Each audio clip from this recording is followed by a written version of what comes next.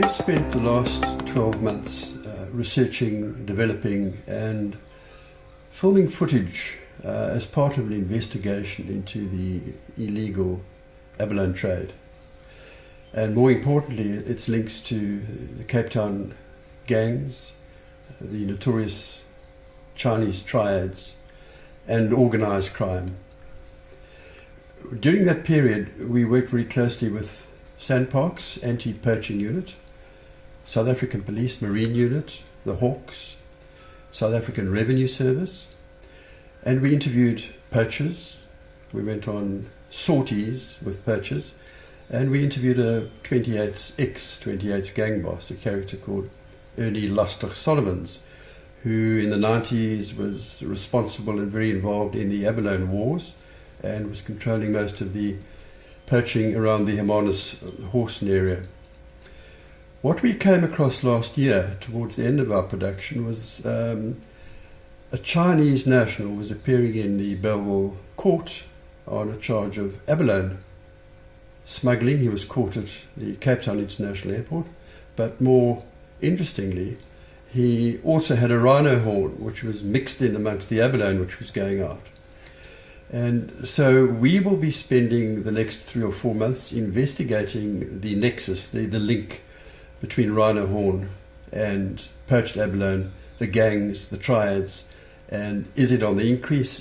Are they using this as a new form of getting the horn out of the country because of the mass of the abalone and the distribution systems which they've almost perfected in terms of shipping containers and other means?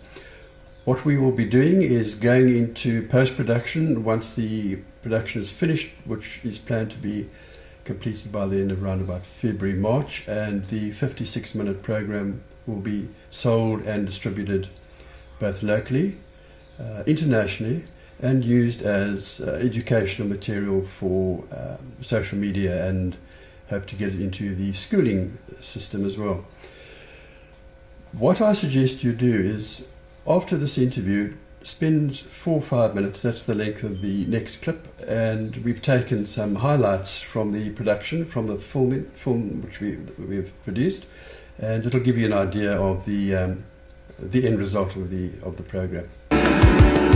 Abalone poaching is definitely linked to Chinese triads. They've got money, they've got the boats, they've got the people. From the little experience I've had with them, they've been brilliant businessmen. They're well organized, very well sophisticated, and they run the show. I went to a warehouse, told the gentleman there's 120 kilos. He took out 36,000 rand.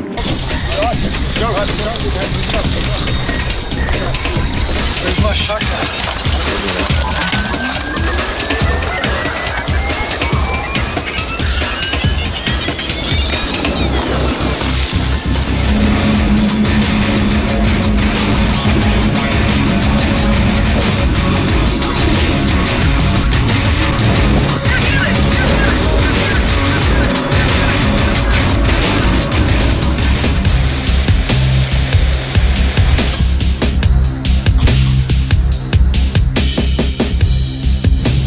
Junky, funky kids, or all these other named gangs throughout the Western Cape, the street gangs.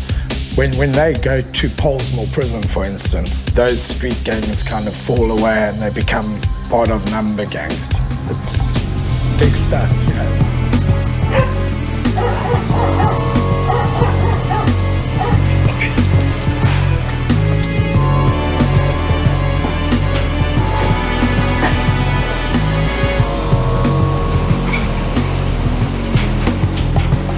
Control of the guy. Yeah? In front, where's the control? In most arrests, you know, when it comes to us, when we arrested the guys on the ground, invariably there'll always be a link to some kind of Chinese person involved in the chain somehow or another. They set up the market, they create the market, and they run it. They're well organized, very well sophisticated, and they run the show.